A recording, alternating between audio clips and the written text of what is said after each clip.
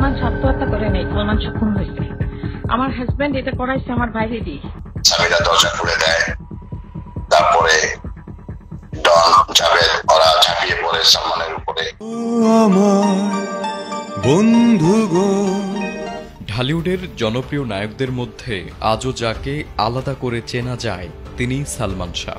মাত্র 4 বছরের ক্যারিয়ারে নিজের অভিনয়, স্টাইল আর ব্যক্তিত্ব দিয়ে জয় করেছিলেন কোটি দর্শকদের হৃদয়। তোমাকে চাই, শুধু তোমাকে চাই। 1996 সালের 6 সেপ্টেম্বর মাত্র 25 বছর বয়সে না ফেরার দেশে পাড়ি জমান এই মহানায়ক। তার অপ্রত্যাশিত বিদায়ে স্তব্ধ হয় পুরো জাতি। প্রায় 3 দশক পরও সালমান শাহ আজও বেঁচে আছেন দর্শকদের হৃদয়ে। তবে তার মৃত্যুর রহস্য ঘিরে এবার বেরিয়ে এলো চাঞ্চল্যকর সব তথ্য। সালমান আত্মহত্যা করে নাই, সালমান খুন হয়েছে। আমার হাজবেন্ড এটা করাইছে আমার বাইরে দিয়ে। চিত্রনায়ক সালমান শাহ মারা যাওয়ার রাতটি ছিল এক নির্মম পরিকল্পিত হত্যাযজ্ঞের মঞ্চ।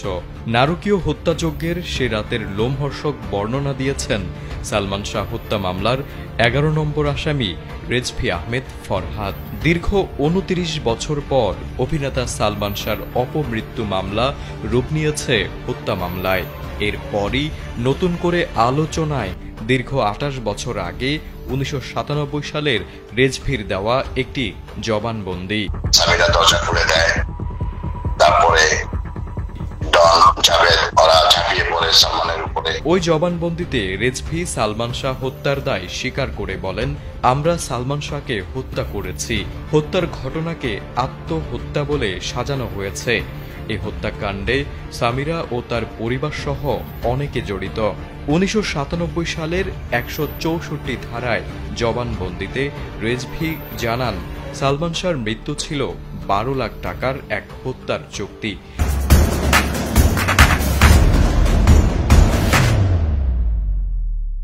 যে চুক্তি করেছিলেন সালমান শাহর শাশুড়ি লতিফা হক লুসি।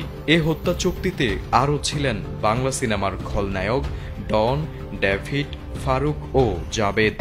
তুমি ছাড়া ভালো লাগে না।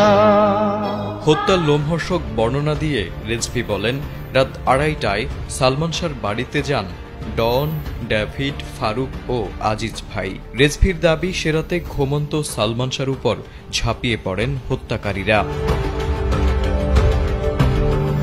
নারকীয় সেই হত্যাযজ্ঞে উপস্থিত ছিলেন সামিরা, সামিরার মা লুসি ও আত্মীয়া রুবি।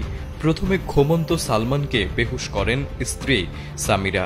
কিছুক্ষণ পর সালমান শাহর জ্ঞান ফিরলে সবার শুরু হয় ধস্তাধস্তি। এ সময় সালমান শাহর শরীরে ইনজেকশন পুশ করতে বলেন আজিজ ভাই। অতঃপর সালমানকে হত্যা করে সিলিং ফ্যানে ঝুলিয়ে দেওয়া হয় তার লাশ।